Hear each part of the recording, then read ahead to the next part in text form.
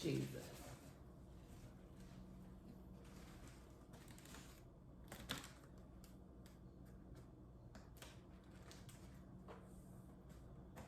Stay. About 10 minutes. Stay. Do you know what today is? It's our anniversary. Yeah, anniversary. Hey cousins. Welcome back to my channel. And as I just brilliantly sung to you guys, it's my anniversary. And the anniversary that I'm speaking of is my nursing anniversary. And it has been, ta-da, 11 years. So just the background, I've been nursing for 11 years. I've worked at a drug rehab facility. I worked at a nursing home. I've done home health briefly. I've done a acute LTAC. It's not a long term, it's an acute, I don't know. It's kind of like an ICU type setting, but it's still a hospital, but they're there a very long time. Like they're in a nursing home. I get the right description of it. But I work there, and then I've also been at the hospital setting. So I've kind of been all around, and you know I'm in school for my master's in forensics, so hopefully that's an area that I get to go in. But today I'm going to celebrate by doing a round of Never Have I Ever Nurses Edition, and I'll be back with those questions right after this.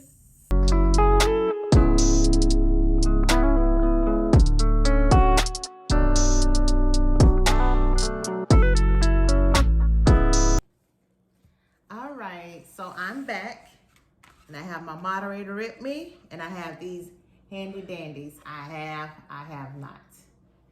It's backwards in there. Okay. Then, question number 1. Have you ever been friend requested on social media by a patient? Friend requested, I have not. Yeah, I don't get that personal with them. If they did ask me for like my social media name or my last name, I tell them that that's a conflict of interest, that it would never happen. Now, I've had people that come and ask me, you know, can they have my phone number? You know, can they take me out on a date once they get out of the hospital? And I'm like, dude, you're in the hospital. I know exactly what's going on with you. And no, it ain't happening. But I never, not knowingly, received a friend request on like Facebook or Instagram or anything like that.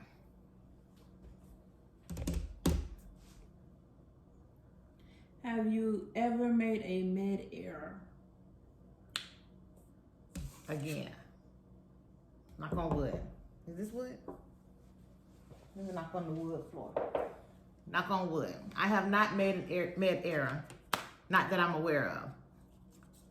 It has never been brought to my attention, like by the administrators or a patient getting really sick or dying. I mean, I tried to do my 5, what it is? Well, when I was going to school 11 years ago, 12 years ago, it was the 5 rights, which is the right patient, right medication, right dose, right time, right route. But now they probably up to about 6 or 7. I know at least 6, but I don't even know what that 6th one is. I'll look it up and I'll put it down there. But I always try to make sure I do my rights of medication. I look at the medication, you know, make sure I'm pretty familiar with what I'm giving them and why I'm giving it. If it's a blood pressure medication, I make sure that it's within the parameters. If they're sedated, I'm not gonna go and give them, you know, a benzoid or anything like that. You know, we have our drug seekers. You have to be careful with them too, even though their body can tolerate it. You're not gonna die on my shift. So I always make sure that I look at the medication, look at the MAR, make sure I have the right patient, giving it at the right time, not giving it too close, all of that stuff. So as of now, I have not had a med error.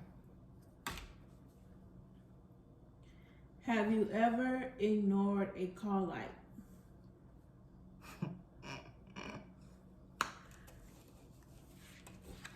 Yes, I have. I mean, not to be mean or to be lazy, but you know, we have those patients that just call just to be calling. I mean, you could literally just walk out of the room and they call you back and you did your what it is, make sure that they had to go to the potty if they need anything for pain. You did all of that and they still call you back. Oh, can I have a straw? Okay, go get them a straw. Is there anything else that I could do for you? No. You walk out, ding. How can I help you? I need someone to come turn my light off. You know, they do petty stuff like that. Yeah, I ignore those. I mean, eventually I will go down there and see what they want. I tell them, hey, tell me everything that you need at one time, but don't keep hitting this call light. And then you have the confused patients just trying to turn off the TV and they just keep hitting the wrong button. Yeah, you gotta ignore those sometimes. Now, I don't ignore bed alarms. That's a difference, but yeah, I have ignored a call light.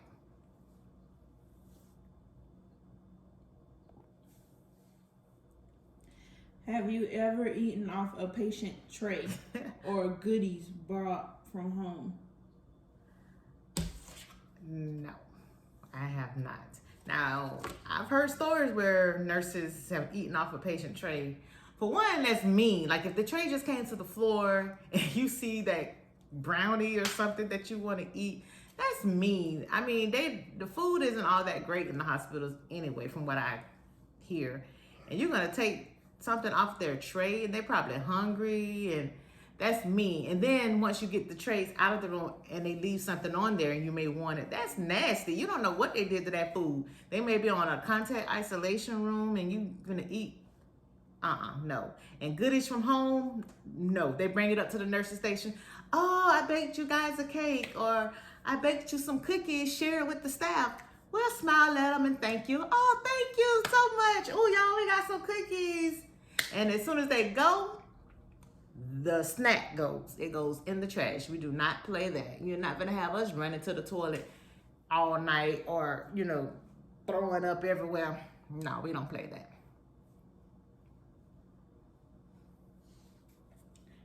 Have you ever cried at work? I don't know how to answer that one. I'll say both.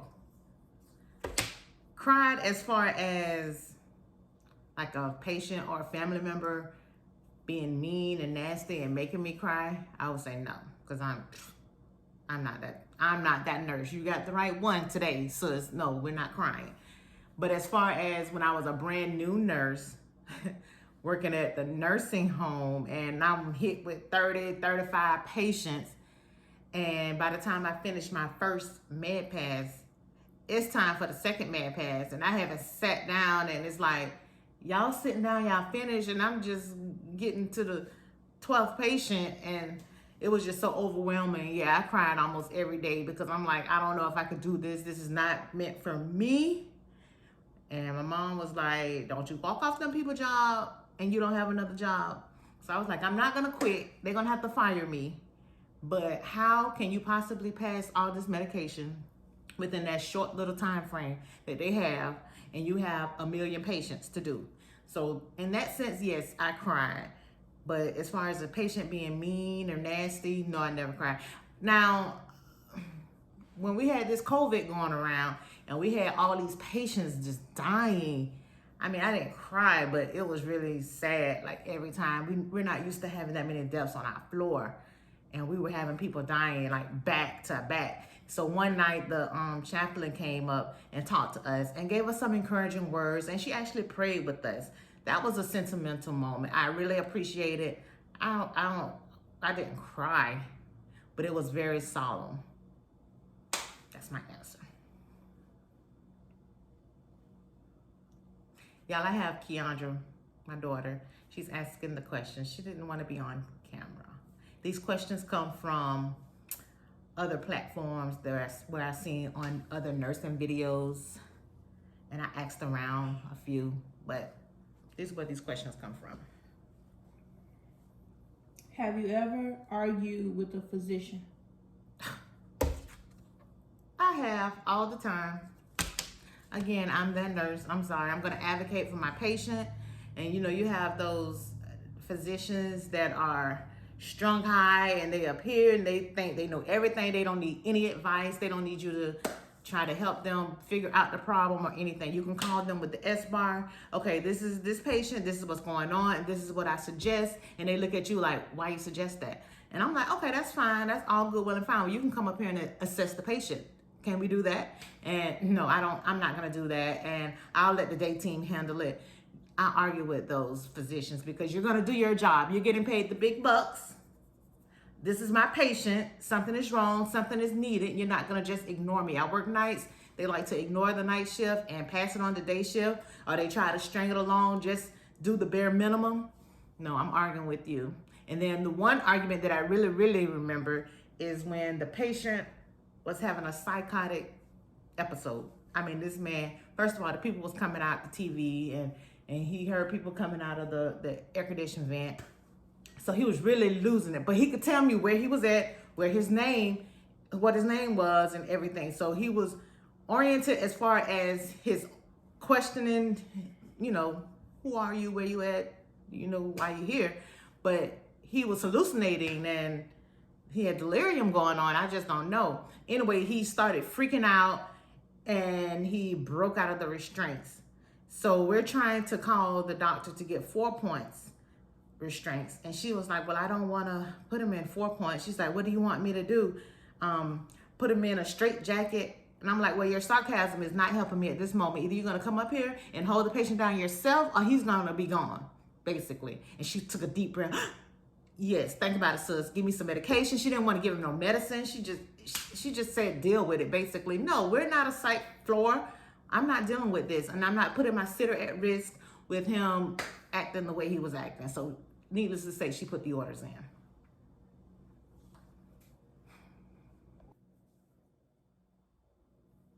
Have you ever been assaulted at work?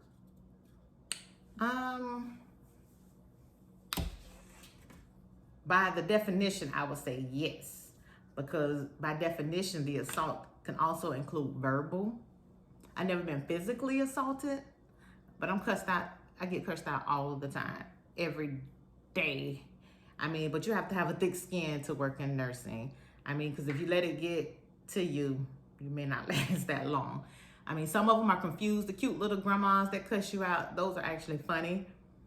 But then there's some just rude, nasty. They know what they're doing. They're with it. They're totally with it. And they're just cussing you out. Yeah, it's happened both ways. You just have to remain professional. I try my best to remain professional. I do not try to cuss them out back. And I let them know that, hey, we're both adults. You're going to talk to me as such. Or I could just exit the room. I mean, eventually, you're going to pipe down a little bit because I have whatever it is that you want, basically. But close to an assault that I came, a guy cussing every female out. He didn't want any females, and that's all we had that night. He cursing us all out. We're all kind of B's and H's and this and that. Don't you come in my room, but yet you keep calling us to your room. And I was in there and I was doing his wound care while getting cursed out. And I walked over to the sink. The next thing you know, there's urinal come flying across the room. Sir, did you just throw your pee at me? Oh, I didn't throw my pee. I'm calling security. I didn't throw my urinal at you. It slipped out my hand. Now, you've been cussing me out for the last 20 minutes that I was in this room doing this wound care. And all of a sudden, the urinal come flying across the room. It didn't hit me. None of it got on me. But it's just the idea. Yes, you threw that urinal. I know you did. And I called security. And you can press charges against patients like that. Because we don't have to deal with that. We don't have to be subjected to that type of stuff. So that's the closest I have come to being assaulted. Have you ever vomited or passed out at work?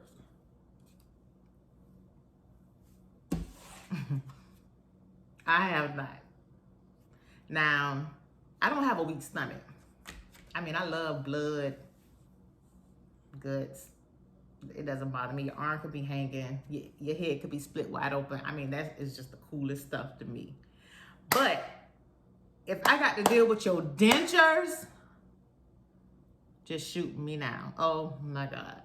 Now I've gagged a few times doing like mouth care on a patient, and stuff be in their mouth and in their, that is horrible. That is so disgusting. And then one time I had to help this lady, she couldn't get her dentures out for whatever reason. So I had to like help her pull them out, and you could feel the warmth of her mouth through the glove. Oh God. And I had a mask on, but if she could just see my reaction, she would have been like, never mind, baby. But she wanted me to help her take them dentures out. Then she rinsed her mouth out, and I'm holding the little pan for her to, you know, spit it in, and she missed. So I'm hot spit got on my hand. Now I had gloves on, but yeah, I dropped all of that. Yeah, I'm out. I'm through. I'm not doing this no more. I can't do that. Spit, I can't deal with. So I've gagged a lot doing mouth care. I can do trachs. I mean, suctioning. I guess because it's enclosed. Now you hawking up stuff now. Oh God, that's nasty too. But yeah, I can't do spit. Have you ever given a nurse dose of medication?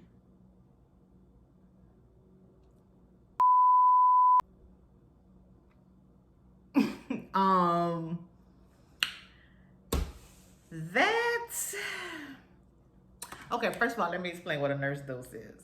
A nurse dose is when, say, a physician order, okay, semi-crazy patient who was breaking out of restraints or whatnot, and they ordered a measly 0.25 milligrams of Ativan.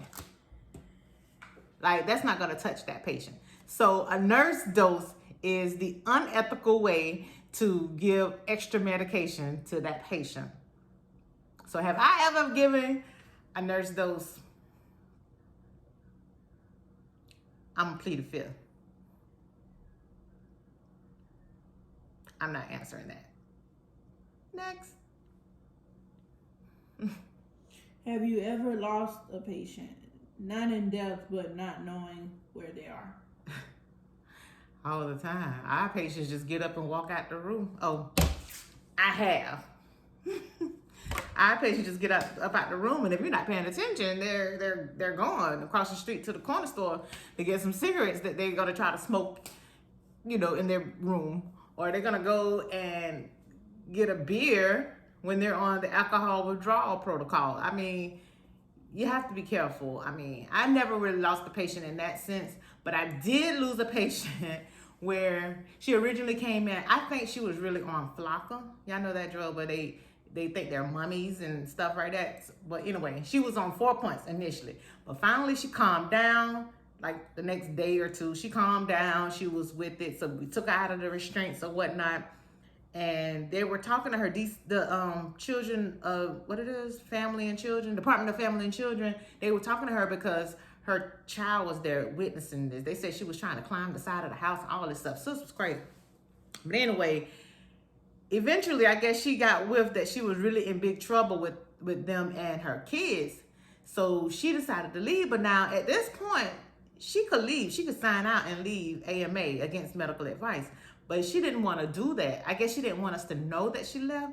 So basically what she did was she had the pillows and blankets balled up in the bed as if it was her.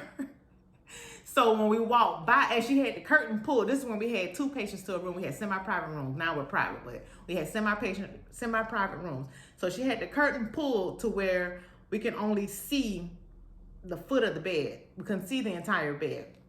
So when you're walking by, you know, you peeking in on her. Okay, yeah, she's in there. She's asleep or whatnot. So it wasn't until my tech went to go get the vitals, and they were like, your patient not in there. I'm like, I just walked by there. She was in there. She was like, come here, look.